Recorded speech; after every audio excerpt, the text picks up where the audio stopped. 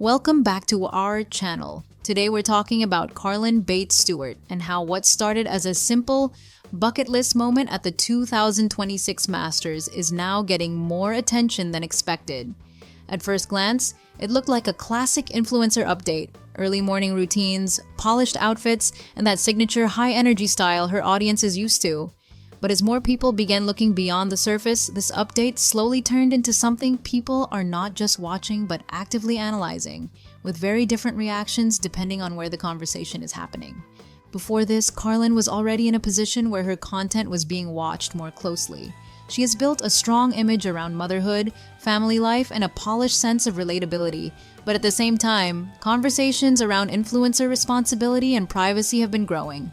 So when she stepped into a high-profile setting like the Masters, it didn't feel like just another post for many viewers. It felt like a moment that would naturally draw more attention and interpretation.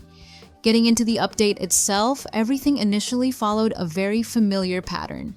Carlin shared a series of "Get Ready With Me" clips, starting her day at around 3:30 in the morning after very little sleep. Despite that, she appeared composed and camera-ready, moving through her routine with ease and confidence. There was no sense of hesitation in how she presented the moment. It felt smooth, practiced, and very much aligned with the tone she usually brings to her content. She chose a clean, white strapless outfit paired with a green cap, leaning into the Masters aesthetic while still keeping her signature style intact. The combination felt intentional, blending a sporty setting with a polished, almost editorial look that fits her brand. Her caption reflected that excitement, describing the experience as surreal and something she had been looking forward to for a long time. It framed the day as a milestone and invited her audience into the moment in a way that felt both personal and curated. The initial reaction matched that tone, with followers focusing on how put together she looked, how well the outfit matched the event, and how exciting it must have been to be there in person. Many responses highlighted the aesthetic quality of her content, pointing out how visually pleasing everything appeared, from her styling to the environment around her. At this stage, everything felt consistent with what her audience expects: aspirational, positive, and easy to engage with. But as viewers spent more time going through the full set of photos, one detail began to stand out more than the others, and that's where the tone started to shift. In the middle of an otherwise polished collection, Carlin included a candid photo of herself breast pumping at the event. It wasn't the main focus of the post, but its presence changed how people interpreted the entire update. For some viewers, this felt like a natural and honest moment, something that reflects the reality of motherhood regardless of the setting. It added a layer of realism that contrasted with the otherwise curated feel of the post. For others, however, that same moment raised questions. Some began to wonder why that specific image was included, especially within a post that seemed carefully structured. The discussion wasn't just about the act itself, but about intention. Was it simply part of documenting her day, or was it meant to add relatability to an otherwise aspirational moment? That question, once introduced, became the center of the conversation. Outside of Instagram, particularly on discussion platforms, the tone became noticeably more critical. Some users described the moment as performative, suggesting that it felt deliberately placed rather than spontaneous. Others disagreed with that interpretation, arguing that sharing real aspects of motherhood should not automatically be framed as calculated. What's important is that the reaction was no longer unified. The same piece of content was now being read in completely different ways depending on the viewer's perspective.